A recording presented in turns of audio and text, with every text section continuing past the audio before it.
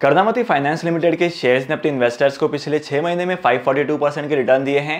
वहीं पर एक साल में 775% के रिटर्न दिए हैं। और हाल ही में मार्केट में न्यूज आई है कि कर्नावती फाइनेंस लिमिटेड के बोर्ड ऑफ डायरेक्टर्स ने रिकमेंड किया है 1:10 के स्टॉक स्प्लिट के बारे में। और जैसे ही मार्केट में न्यूज आई तो मुझसे बहुत सारे लोगों ने पूछा कि सर, कर्नावती के शेयर्स ने अच्छे रिटर्न दिए हैं, यहाँ पर इन्वेस्टमेंट करना वर्थ ऑप्शन होगा, मुझे इन्वेस्टमेंट करना चाहिए, मैं इन्वेस्टमेंट करने वाला हूँ। और बहुत सारे लोगों ने मुझसे पूछा कि सर, क्या यहाँ पर इन्वेस्टमेंट करना है। अगर आपको कर्नावती के शेयर्स को लेकर ये कंफ्यूजन है तो आज की वीडियो आपके लिए बहुत ज्यादा इंपॉर्टेंट है, क्योंकि आज की इस वीडियो में आपको बताऊंगा कि आखिर आपको इन्वेस्टमेंट करना भी है या नहीं, कंपनी के फंडामेंटल्स क्या कहते हैं और जिस हिसाब से रिटर्न्स हैं ये कंपनी के फंडामेंटल को जस्टिफाई करते हैं कि नहीं करते हैं, हर एक चीज के बारे में बताने वाला हूं। तो हमेशा की तरह आज का वीडियो बहुत ज्यादा इंपॉर्टेंट है, तो इस वीडियो को शुरू से लेकर एंड तक देखना। और अगर आप इस चैनल पर नए हो तो सबसे पहले इस वीडियो को लाइक करो और इस चैनल को सब्सक्राइब करो। कर्नावती फाइनेंस लिमिटेड की शुरुआत हुई थी 1984 में। Karnavati finance limited lending, financing और वेल्थ मैनेजमेंट की सर्विसेज प्रोवाइड करता है अपने इन्वेस्टर्स को। इस कंपनी का करंट मार्केट कैप है 175 करोड़ का। और अगर करंट शेयर्स की बात की जाए तो करंट शेयर प्राइस इसकी चल रही है 174 रुपीज के आसपास। तो आज की इस वीडियो में सबसे पहले हम लोग ऑब्जर्व करते हैं कंपनी के फाइनेंशियल्स को। जैसे कि आप इस कंपनी के इनकम स्टेटमेंट को देख रहे हैं, इस कंपनी के इनकम स्टेटमेंट में 2018 के बाद ज्यादा कुछ राइज एंड फॉल दिखाई नहीं दिया, मतलब यहाँ पर किसी भी तरीके की ग्रोथ नहीं हुई है। और वहीं पर अगर मैं इस कंपनी की बैलेंस शीट की बात करूँ तो आपको सेम ट्रेंड दिखाई देगा। यहाँ पर भी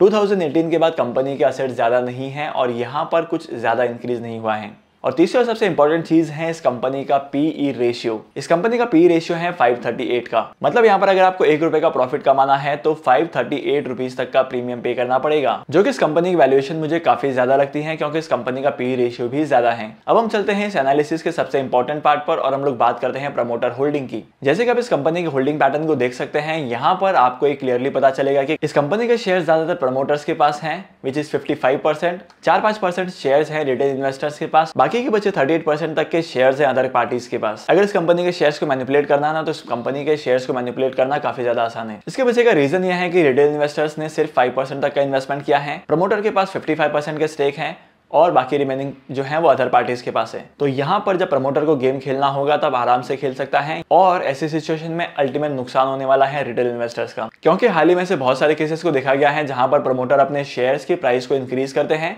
और फिर जब ये शेयर्स रिटेल इन्वेस्टर्स खरीदने लगते हैं तब प्रमोटर्स अपने शेयर्स को बेचकर अपना प्रॉफिट बुक करके निकल जाते हैं। करंटली इस कंपनी की वैल्यूएशन बहुत ही ज्यादा है। और इसी के साथ साथ अगर मैं रेवेन्यू की ग्रोथ की बात करूँ तो इस कंपनी का रेवेन्यू का ग्रोथ बिल्कुल भी नहीं है। अगर आप कंपनी के मार्केट शेयर को ऑब्जर्व करेंगे तो यहाँ पर पिछले 5 सालों में कंपनी का मार्केट शेयर कांस्टेंट था, वो भी 0% पर। होप करता हूँ कि अभी तक की वीडियो में आपको कंपनी के फंडामेंटल समझ में आ चुके होंगे। अब हम लोग आते हैं फाइनल कंक्लूजन पर और मैं आपको बताता हूँ कि आखिर इस कंपनी के शेयर में इन्वेस्टमेंट करना है या नहीं करना है। अगर आप इस कंपनी के शेयर्स में इन्वेस्टमेंट करने वाले हो तो मैं आपको पर्सनली यही बोलता हूँ कि आपको इस कंपनी के शेयर्स में इन्वेस्टमेंट नहीं करना है, क्योंकि इस कंपनी के बोर्ड ऑफ डायरेक्टर्स ने तो बोल दिया कि भाई एक शेयर के 10 शेयर करेंगे, लेकिन अभी इस कंपनी के एक शेयर की प्राइस है 174 रुपीज के आसपास। और अगर इस कंपनी के शेयर का स्टॉक स्प्लिट होता है तो अप्रोक्सीमेटली एक कंपनी के शेयर की वैल्यू हो जाएगी 17 रुपए, मतलब ये पेनी शेयर में कन्वर्ट हो जाएगा। और यहाँ पर जब कोई पेनी शेयर बनता है, किसी भी स्टॉक स्प्लिट का अनाउंस देख लो आप, यहाँ पर आपको प्रॉफिट होंगे ही नहीं। इनिशियल स्टेज में तो आपको लॉसेस भी हो सकते हैं और आने वाले टाइम पीरियड में प्रॉफिट कब होगा, कितना होगा, ये कोई गारंटी वाली बात नहीं है, क्योंकि एक बार स्टॉक की प्राइस कम हो गई तो मतलब ये है कि उसकी प्राइस ज्यादा ऊपर नहीं बढ़ेगी।